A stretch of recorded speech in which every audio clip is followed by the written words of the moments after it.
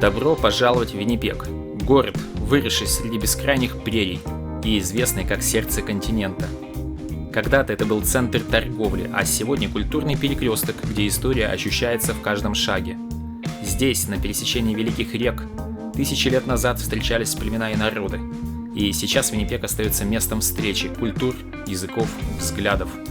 Уникальный музей прав человека не просто архитектурное чудо, но и символ памяти, борьбы и надежды. Он напоминает нам о ценности человеческого достоинства. Центр Виннипега – это не только улицы и здания, но и истории человеческих судеб. Старые промышленные постройки превращаются в лофты, коворкинги и галереи. Появляются новые велодорожки, общественные пространства, кафе и парки. Город постоянно становится удобнее, живее и ближе к людям. Это место, где можно замедлиться, вдохнуть воздух прерий и почувствовать, как бьется сердце континента. Это видео – первая часть рассказа про Виннипег, в котором мы покажем центр города. Поверьте, тут есть что посмотреть. И начнем мы с Форкса. Форкс – главное место в Виннипеге. Сложно кратко объяснить, что это такое. Вот что такое Красная площадь? Кусок ровной земли, где может собраться толпа народа? Нет, не только. Там на Красной площади и лобное место есть. И Спасская башня. И Кремлевский дворец. И ГУМ.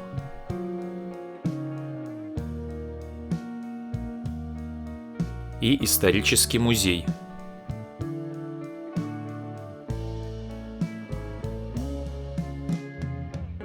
И каток, который заливают зимой. И Васильевский спуск.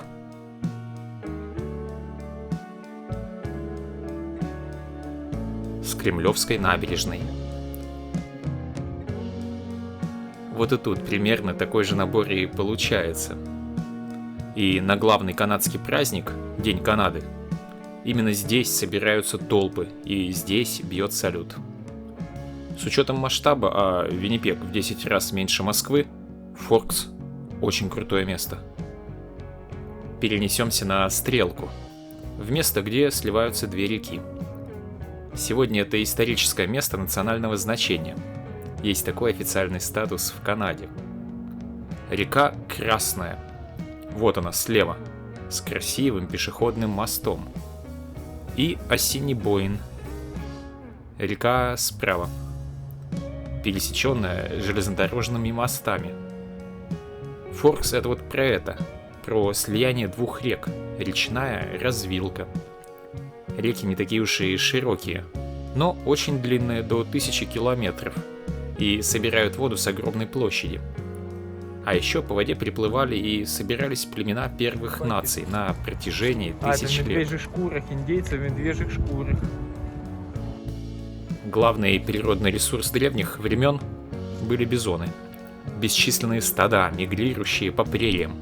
Взглянем на дальнейшую историю в эти подзорные трубы, что на берегу реки. Французские первопроходцы-вояжеры добрались до этих мест в середине 18 века. А затем англичане победили в Семилетней войне и поставили форт в Виннипеге в начале 19 века для ведения торговли, меха в обмен на товары из Англии. И за короткое время из каменного века с натуральным хозяйством произошел скачок в век 19 с промышленной революцией и межконтинентальной торговлей. Железная дорога соединила Форкс с восточным и западным побережьем Канады к концу 19 века. И хлынувший по железным дорогам поток иммигрантов привел к взрывному росту численности Виннипега, а Форкс почти 100 лет до 1980 года оставался железнодорожным узлом и депо. Так это место выглядело многие десятилетия. Сейчас только труба и железнодорожный вагон остались. Пойдемте, пройдемся по Форксу. Не май месяц, вообще-то май. Вообще-то май. Конец мая. Видео собраны из съемок в разные сезоны. Часть в мае, в июне, а часть в октябре, когда деревья облетели. Так получается лучше показать архитектуру, не закрытую листвой. И у вас появляется шанс сравнить виды Виннипега в разные времена года. Напомню, что зимний Виннипег уже был на нашем канале. Торгово-офисный центр под названием Джонстон Терминал. А это здание за моей спиной примечательно тем, что здесь мы получили PR, вид на жительство в Канаде. На первом этаже сразу у входа кафе, наше любимое на Форксе. Не смогли пройти мимо. Набрали вкусностей.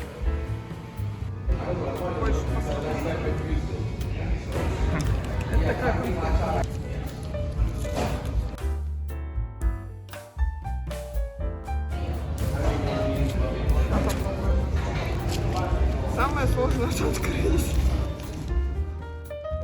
Я взял пирожное под названием Нанайма. У Маши, когда она была маленькой, любимым был напиток Сларпи. Это замороженная газировка. А Виннипег – мировая столица по потреблению этого напитка. Джонстон Терминал. Полно магазинчиков и бутиков, не только кафе. Но мы пойдем гулять по улице, в сторону амфитеатра. Для этого надо просто обогнуть здание со стороны реки. По пути появляются инсталляции. Это просто огонь. В смысле, просто огонь. Инсталляция такая. Дальше табличка на индейском. Но главное здесь — это вот эти металлические гнутые конструкции. Они расположены по кругу вокруг амфитеатра и имеют круглые кольца наверху. Это обсерватория, где невооруженным глазом можно определять положение звезд. Например, в день зимнего солнцестояния звезда Ригель из созвездия Ориона будет видна в металлическом кольце в 8:40 вечера. Для этого надо встать в центре амфитеатра, где, кстати, место для церемониального огня. Но его жгут по другим праздникам. После Джонстон терминала и амфитеатра обсерватории я предлагаю прогуляться по зеленым набережным Форкса. Спуск к воде выводит на набережную реки Ассинибоин. Судя по карте, набережная переходит в пешеходную дорожку, ведущую аж до Ассинибоин парка, еще одной достопримечательности Виннипега. Но это длинный путь, и по нему сегодня мы не пойдем. Отметим крутое решение со стульями на берегу. И тут надо пояснить, что все это каждый год уходит под воду во время весеннего паводка, когда уровень воды поднимается на несколько метров. На время паводка набережная недоступна. Так, в 2011 году весенний паводок длился до середины сентября, а не месяц, как обычно. Здесь же расположен причал для прогулочных катеров. Вы можете сказать так себе, ничем не примечательный. А вот королева Елизавета с мужем, адмиралом Филиппом, им пользовались. Правда, боюсь, у них остались не самые теплые воспоминания. Прогулочный катер поломался, а был ноябрь, не самое теплое время в Виннипеге. И пока шла спасательная операция, королева замерзла до пепельного цвета лица. А Филипп по-английски назвал водную прогулку интересной. Поворот налево ведет уже на набережную вдоль Красной реки. Здесь стоит отметить чудесный вид на мост. Но в целом набережная вдоль реки Красная хороша только для коротких прогулок. Делать тут особо нечего. Поэтому пойдемте обратно наверх.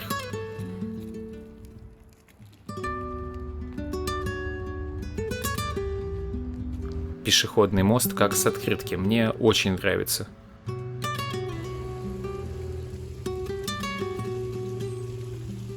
Единственный мост в Северной Америке, на котором есть, а точнее был, ресторан. Место не приносит удачи. Рестораны сменялись одним за другим и закрывались. Сейчас, по-моему, здесь ничего не работает. Красивый мост. Местный архитектор поработал. С моста открывается вид на музей прав человека и на высотки даунтауна. Идем назад в парк побродить по аллеям. Первое, что бросается в глаза, это памятник. Надпись гласит, что это памятник всему хорошему, что было в сердцах людей, которые приходили в Форкс на протяжении 6000 лет для общения и построения светлого будущего. Вот так вот. 6000 лет уже строят это светлое будущее. С высокого берега виден собор Сент-Бонифас по другую сторону реки. Это франкоговорящий район Виннипега. Но в состав Виннипега он вошел только в 1971 году. До этого был независимым городом. Сегодня туда не пойдем, а погуляем по центру Виннипега. Итак, мост посмотрели, памятник посетили. Казалось бы, что можно рассказать про зеленые лужайки перед сценой? Но не спешите, а поглядите на жителей лужайки. На сусликов. Их тут целый подземный город. Повсюду входы в норы. И, пожалуйста, не кормите диких животных. Это не так безобидно, как кажется. Они же рассчитывают, что раз сегодня их покормили, то и завтра так будет.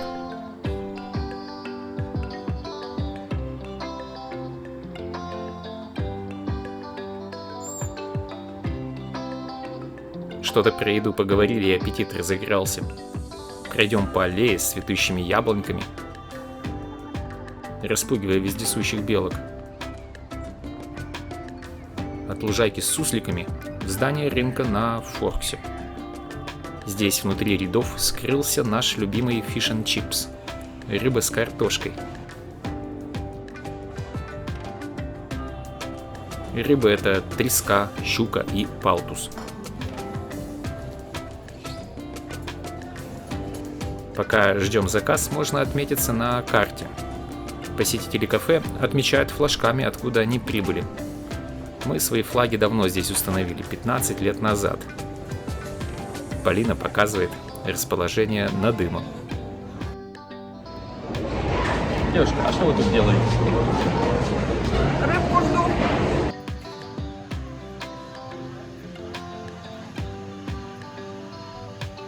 Все столики заняты. Очень популярное место. Потому что вкусно. Всячески рекомендую. Упаковано как следует, как положено, в газетку. Мне же это не снять. У меня в слове аккуратность 3 буквы К. Причем в начале. Аккуратность.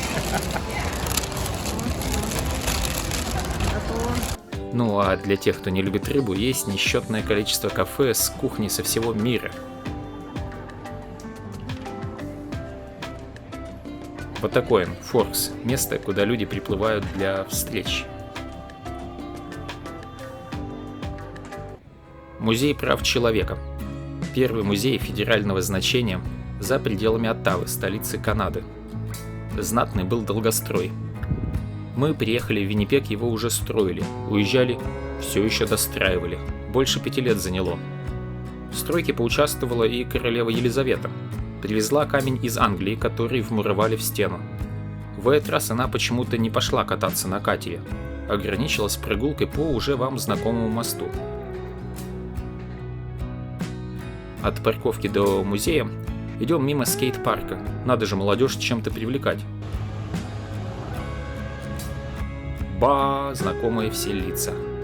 Мимо такого же памятника я на учебу ходил каждый день в Москве. Мимо дедушки Ганди и в музей. Канадский музей прав человека базируется на общечеловеческих ценностях, отражая в архитектуре фундаментальную общность человечества восприятия и символизма льда, облаков и камня среди полей душистых трав. Врезанный в землю и растворяющийся в небе по линии горизонта, эфемерные крылья белого голубя обнимают мифическую каменную скалу из известняка возрастом 450 миллионов лет, порождая объединяющий и безвременный символ для всех наций и культур мира. Так объяснял вид здания архитектор. На слух с первого раза ничего не понятно. Закреплю эту фразу в описании. А так скажу проще. Форма здания – это голубь, обнимающий скалу.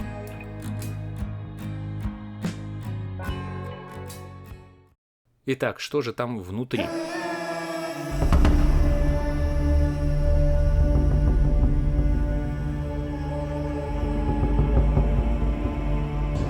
Можно снимать фильмы про инопланетян.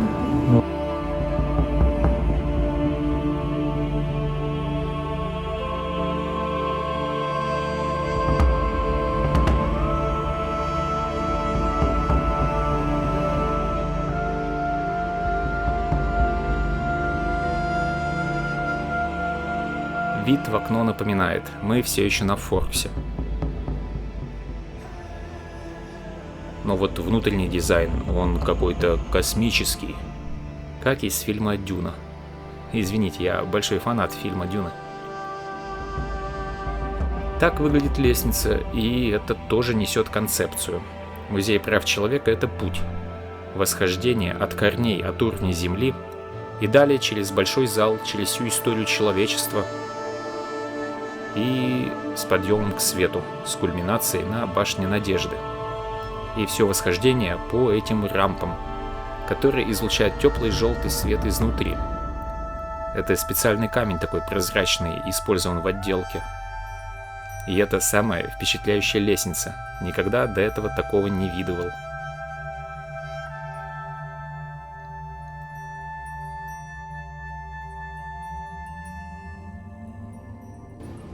Большой зал музея. Интерактивные стенды, экспонаты повествуют страшное. Они показывают и рассказывают, где, когда и как нарушались и продолжают нарушаться права человека.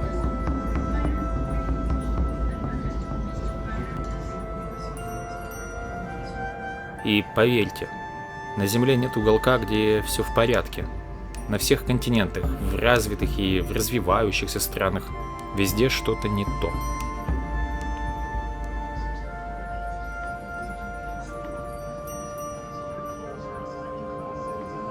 Становится понятно, почему архитектура такая необычная.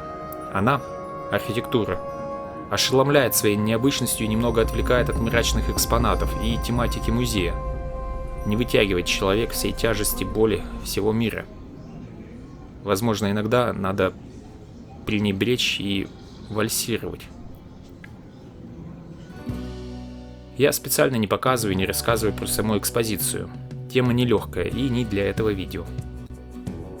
Прогулка по каменному залу раздумий, напоминающим о вечности и воспроизводящим виды уникальной скалы Северной Ирландии, дает немного выдохнуть и прийти в себя. Необычная геометрия пространства позволяет разглядывать музей в любом направлении. Мне кажется, этот музей закрыл тему открытого офиса. Более открытого офиса я не видывал. Если устроитесь сюда на работу, будьте готовы, что у посетителей будут видеть, какой сорт чая вы пьете, и сошелся ли пасьянс-косынка на вашем компьютере.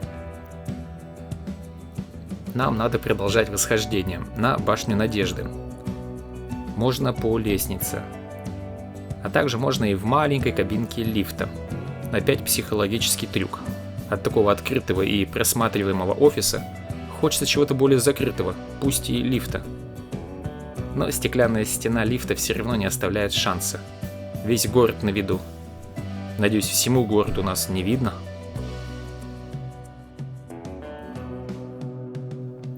Мы поднялись на самую верхушку, башню над музеем, где и находится смотровая площадка.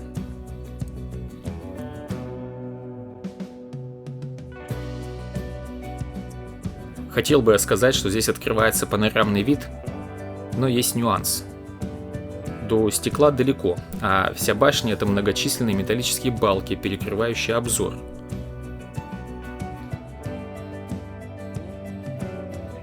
Еще надо учитывать время дня и положение солнца. Если оно, солнце, конечно, есть.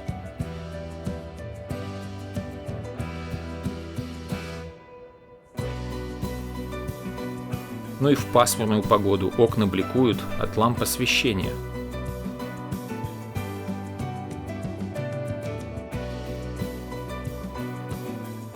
Иногда на нижних этажах музея можно получить более чистый, незагроможденный вид.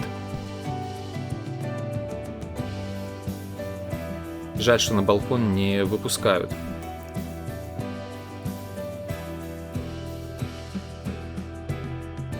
Ну или можно прицепить объектив побольше и поснимать центр города Виннипега отдельными фрагментами. Старые дома, жилой квартал многоэтажек и высотки делового центра. Дальше мы как раз пойдем туда гулять. И все вам покажем поближе. Ну и напоследок, хотя это было на входе в музей, своеобразная галерея «Слава», которая показывает, что всегда, даже в самые темные времена, находились люди, которые благодаря своей активности меняли жизнь к лучшему. И это продолжается и сегодня.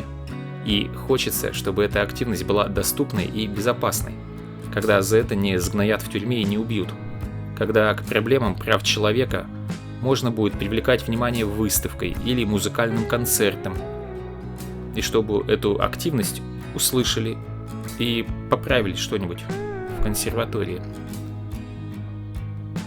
Лифт несет нас с вершины музея обратно, к корням.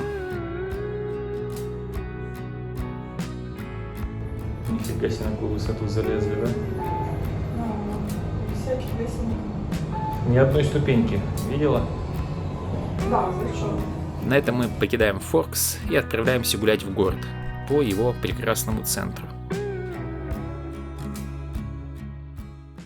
Ориентирование по карте. Совсем недалеко, можно сказать в шаговой доступности от Форкса, располагается еще одно место – национальный памятник – Exchange District. По-русски, наверное, всех ближе по смыслу – биржевой район, названный так в честь зерновой биржи. Но я буду звать его Exchange District. Сразу личные воспоминания. Мы жили в Виннипеге 4 долгих года. И вот эта вот вывеска лучшего магазина детских игрушек в городе под названием Жабий Холл. Также неподалеку кафе, где 12 лет назад был лучший кофе-латте в городе. А в углу кафе сидела действующая редакция местной газеты, как бы намекая, что все сплетни города будут услышаны от посетителей, болтающих за чашечкой кофе. Сегодня редакции уже нет, и кафе, похоже, сменило хозяина. Время летит, все меняется. Так чем же знаменит этот район? А вот этими кварталами, их немного, порядка 20. Но они сохранили более 150 зданий в том виде, в котором они были построены в конце 19-го, начала 20 века. И на сегодняшний день это самый сохранившийся район начала 20 века в Северной Америке. Можно в фильмах без грима снимать, все аутентично. Говорят, и Брэд Питт на этих улицах как-то снимался. За эту аутентичность район признали национальным историческим памятником в 1997 году.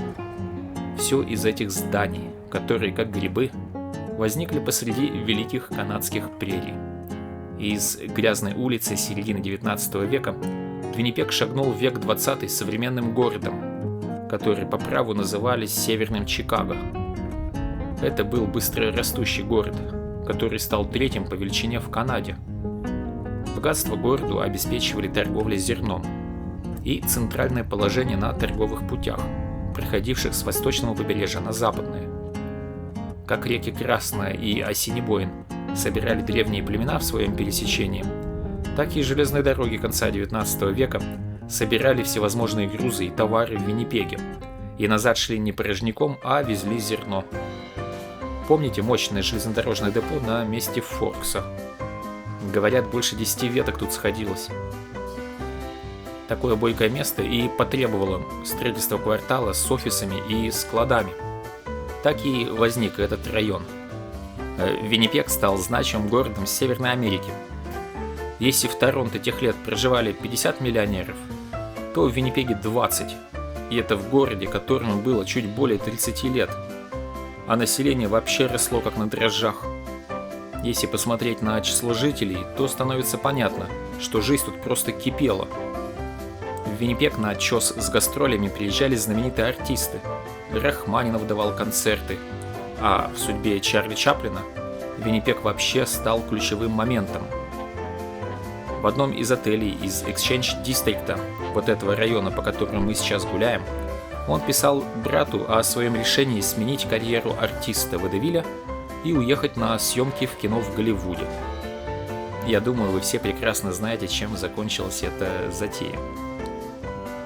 А отель совсем немного не дожил до настоящих дней. Здание сгорело в 2023 году. Вся эта движуха внезапно стихла. Первая мировая война подкосила мировую экономику, а открытие Панамского канала увело торговые пути в сторону. Бурный рост Виннипега иссяк. Торгово-офисные помещения оказались без надобности, и городская жизнь отползла на юг на соседние улицы. Но нет худа без добра.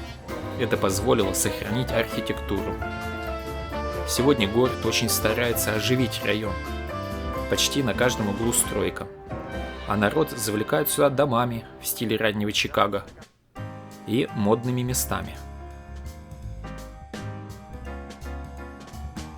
Одно из таких мест – старая торговая площадь.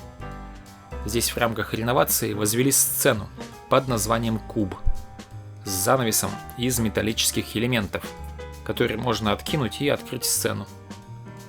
На этой старой площади в Exchange District проводят музыкальные и театральные представления.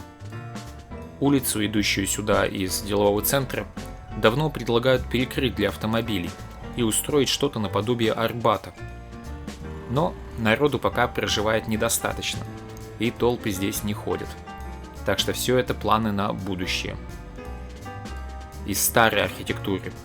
Первый небоскреб в Канаде. Все еще стоит в этом районе, ничего не поменялось.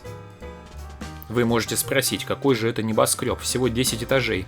Да, первые небоскребы были такие. И дело не в высоте, а в конструкции. Внутри небоскреба металлический каркас, то есть стены не несущие.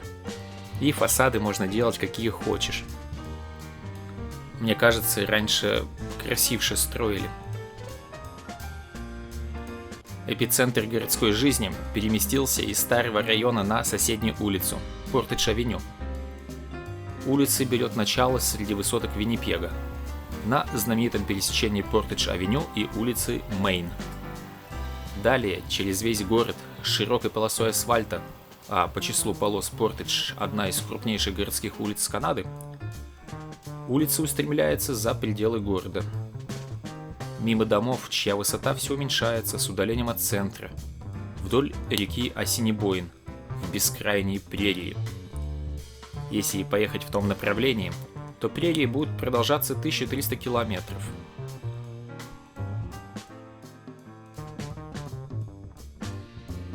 Мы же сегодня осмотрим только самую центральную часть Виннипега, крупнейшего города в радиусе 500 километров.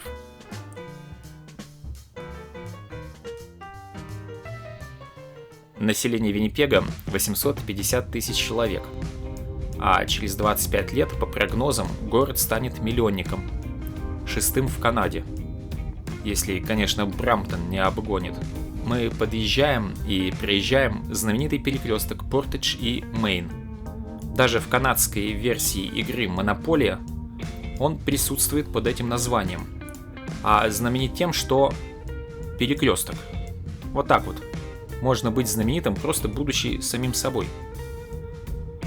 Если старый район Exchange District надо смотреть весь целиком, то центр Виннипега – это созвездие культовых мест, которые я сейчас быстренько покажу. Первое место – это торговый молл, открытый в конце 80-х. Тогда пытались оживить центр города, а то все обеспеченные граждане из центра перебрались жить в сторонку, и в магазины там же ходить начали, и центр города опустел. Затея не удалась, не то чтобы это был катастрофический провал. Место Portage Place, как вы видите, до сих пор существует, но используется посетителями как крытая улица, где зимой не холодно. Ну и в туалет зайти можно. Я, честно говоря, пока жил в Виннипеге, только кофе здесь покупал пару раз, о шопинге в Portage Place даже не задумывался. Хотя сделано все неплохо. Часы исторические, а раньше и фонтан 16-метровый работал. Неподалеку расположена ледовая арена, построенная на месте разорившегося торгового центра Иттон. Ледовая арена – удачное решение. Строительство позволило вернуть хоккейную команду уровня НХЛ обратно в город, который было потеряли в далеком 96-м году. Но эта арена используется не только для хоккея, но и для концертов. Самые памятные для меня – это концерт группы Deep Purple. Вместе с Полиной ходили. В Виннипеге есть система переходов между зданиями, которые образуют пешеходный аналог метро. То есть под крышей в тепле можно перемещаться по центру города, правда на своих двоих. Это надземные переходы, поэтому и имя Skywalk – прогулка по небу. От Portage Place торгового мола можно дойти до перекрестка Portage и Main. Так этот перекресток выглядит ночью. Днем мы его уже проезжали на машине. Пешком же по поверхности его не перейти. Только в этом июне 2025 года город открывает перекресток для пешеходов, а до этого 40 лет надо было пользоваться подземными переходами. Точнее не переходами, а огромным подземным молом. Потому и наземные переходы запрещены были по условиям контракта, весь пеший поток только через мол под землей. Невзрачное здание – это зерновая комиссия Канады, агентство по продаже зерна. Биржа зерна вся уже виртуальная, нет физической площадки и здания нет. А это что-то вроде зернового ГОСТа. Качество контролируют. Одна Манитоба на 2 миллиарда зерна продает. А есть еще Альберта и Саскачеван. Но здание здесь, так как исторически канадское зерно на экспорт началось здесь, в Виннипеге. Все богатейшие компании ставят высотки в центре города как памятники своему могуществу. Но из-за перехода на удаленную работу тренд сломан. Самое высокое здание Виннипега, построенное совсем недавно, это жилой комплекс. Круг замкнулся. Понимая, что люди – это главное богатство, 120 лет назад завозили их паровозами. А теперь селят в самом центре, в лучших домах, чтобы не разбежались. Железнодорожный вокзал и гостиница рядом – тоже знаковые архитектурные памятники Виннипега. Парадный вход вокзала выглядит так. Внутри чем-то напоминает Нью-Йоркский центральный вокзал. И это неспроста. Одно и то же архитектурное бюро делало. Правда, сейчас в Виннипеге пассажиров нет. Никто поездами для поездок не пользуется, в отличие от Нью-Йорка. Рядом с ЖД-станцией всегда возводили самую шикарную и высокую гостиницу. Если очертания форта Гарри вам что-то напомнили, то все верно. Это здание – родственник отеля Шато Фронтенак, того, что в Квебеке. Улица Бродвей. Здесь нет музыкальных холлов и театров, но все равно достойно упоминания. Есть зеленая разделительная полоса и широкие пешеходные тротуары с зелеными клумбами и скамейками. А обычные улицы в центре Виннипега выглядят примерно так. Даже многоэтажные жилые дома не спасают ситуацию. Уютных двориков в центре нет.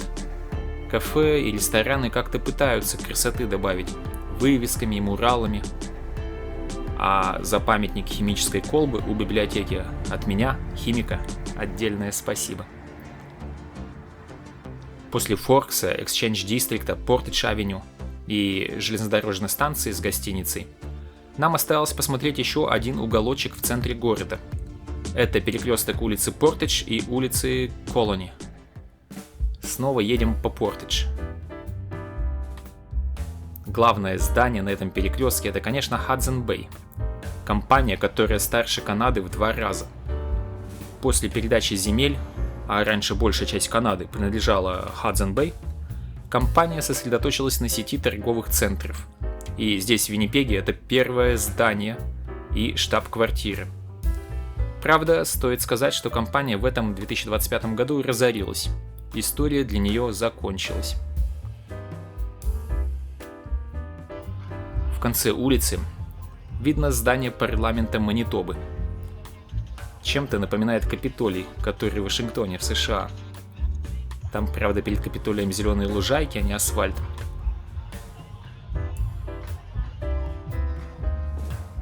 Внутрь здания парламента мы не попали. В очередь долго стоять надо было. А еще я вспомнил, что же я так не любил в Виннипеге сразу после комаров. И это гуси. А точнее то, что после них остается. Будем осматривать парламент на расстоянии. Самая знаменитая часть здания – это статуя на верхушке. Называется «Золотой мальчик». Памятник вечной молодости и предпринимательству.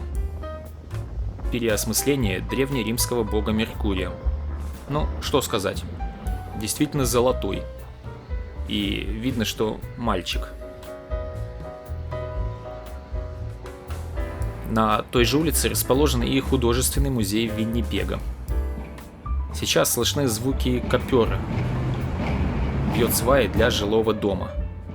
Если люди не идут в музей, значит их надо поселить поближе, чтобы легче было приобщаться к прекрасному. Если же изящное искусство вам не по душе, можно вгрызаться в гранит науки в университете Виннипега, который тоже здесь неподалеку. Красивое здание университета. Корпусов у него, конечно, намного больше. 9000 студентов в одно здание не влезут. В Виннипеге всего 4 университета, и этот второй по величине, а первый – это университет Манитобы. Его главный кампус на самом юге города, далеко отсюда. Но здесь, неподалеку от центра, есть медицинский факультет. И если подняться повыше и посмотреть в противоположную сторону от здания парламента, то внизу шумит та же улица Колони. Справа высотки неподалеку от Портидж Плейс. Слева корпуса университета Виннипега, а прямо виден госпиталь Виннипега. Парковка и вход в госпиталь. В самом госпитале снимать нельзя, врачебная тайна и уважение к пациентам. А вот университет Манитобы, а точнее его медицинский факультет, могу показать. 4 года здесь проработал.